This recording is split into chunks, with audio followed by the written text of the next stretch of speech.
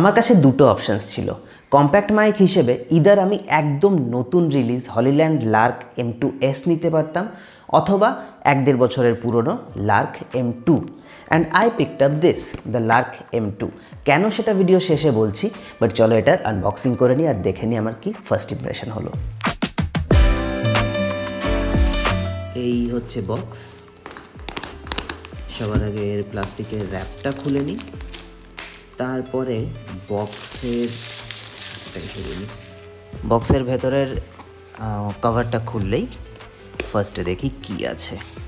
ওকে, ফোনের মতো দেখতে করেছে, যার ভেতরে basically I guess paper works আছে,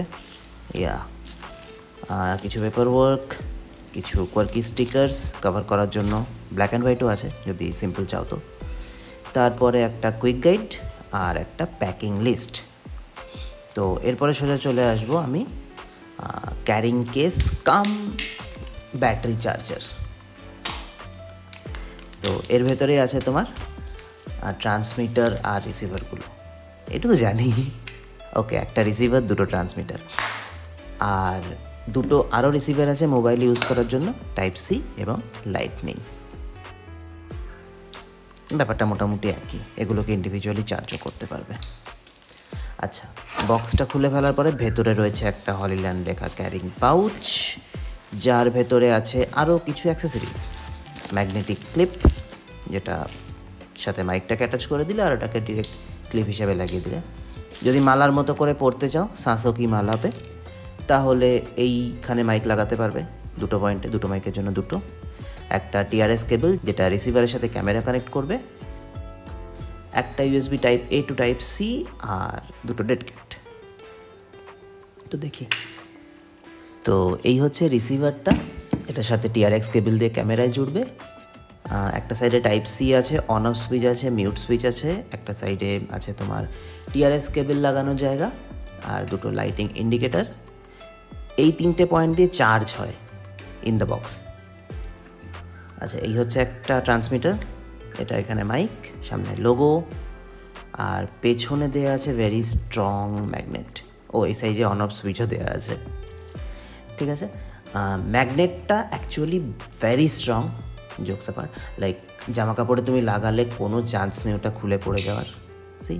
ওকে, সুইচ অন করার জন্য আই গেস এ পাশে যে সুইচ আছে এইটাকে চেপে ধরে থাকলেই এখানে আলো জ্বলে যাবে, এবং আলো জ্বলে গেলেই এটা সুইচ অন এবং রেডি টু পেয়ার। ভালো। একইভাবে রিসিভারটারও সুইচ অন সুইচটা একটু লং প্রেস করলে এই TX1 TX2 দুটো আলো জ্বলে যাবে, তার মানে দুটো ট্রান্সমিটারের সাথে কানেক্টেড রয়েছে। তো এবার বলে দিই, এই ভিডিও টোটাল অডিওটাই তুমি শুনছো হলিল্যান্ড লার্ক M2 মাইকে, এই যে আমার এখানে ছোট্ট মতো লাগানো আছে সেটা।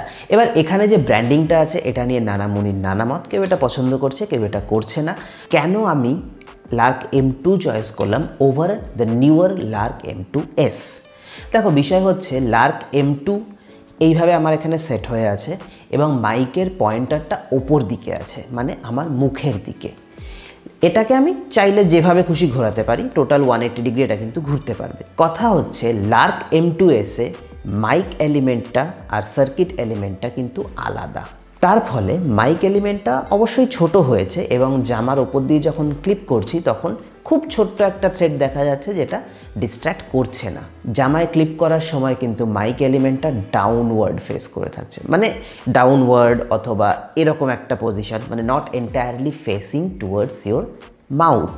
এই কারণেই কিনা আমি জানি না, সাউন্ড কোয়ালিটিতে কিন্তু একটা ডিফারেন্স দেখা গেছে। জেনারেলি একটা আপগ্রেড হলে আমরা সাউন্ড কোয়ালিটিতে আরও আপগ্রেড আশা করি, বাট লার্ক M2S আমি অনেক জায়গায় কম্প্যারিজন শুনেছি, ইউটিউব ভর্তি আছে, চাইলে তোমরাও দেখতে পারো, সেখানে কিন্তু আপগ্রেড তো দূরে থাক, সাউন্ড কোয়ালিটি ইভেন লার্ক M2-র মতো হয়নি। তো আমার কাছে সাউন্ড কোয়ালিটি একটা ভীষণ ইম্পর্টেন্ট ব্যাপার, এবং mostly I don't mind this branding or what ever, এটা থাকলে আমার খুব একটা অসুবিধা নেই।